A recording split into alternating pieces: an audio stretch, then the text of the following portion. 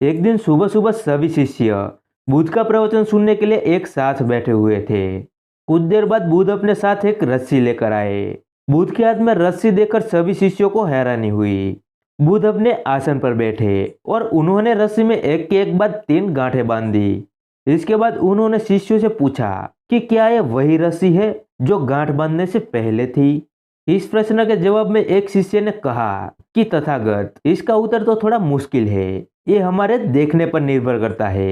एक तरह से तो रस्सी वही है, इसमें कोई बदलाव नहीं है। एक अन्य शिष्य ने कहा कि अब इसमें 3 गांठें लगी हुई है जो कि पहले रस्सी में नहीं थी, इसे बदला हुआ भी कह सकते हैं। कुछ शिष्यों ने कहा कि वास्तव में मूल रूप से रस्सी तो वही है, लेकिन बदली हुई दिख रही है, लेकिन इसका मूल स्वरूप बदला नहीं है। शिष्यों की बात सुनकर बुद्ध ने कहा कि आप सभी सही बोल रहे हैं, अब मैं इन गांठों को खोल देता हूँ। ये बोलकर बुद्ध रस्सी के दोनों सिरों को खींचने लगे।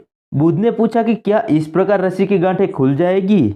सभी शिष्यों ने कहा नहीं, ऐसा करने से तो गांठें और ज्यादा कस जाएगी, इन्हें खोलना और मुश्किल हो जाएगा।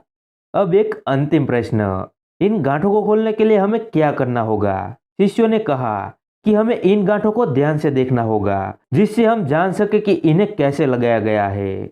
इसके बाद हम गांठें आसानी से खोल सकते हैं। बुद्ध इस जवाब से संतुष्ट हो गए और उन्होंने कहा कि यह सही बात है।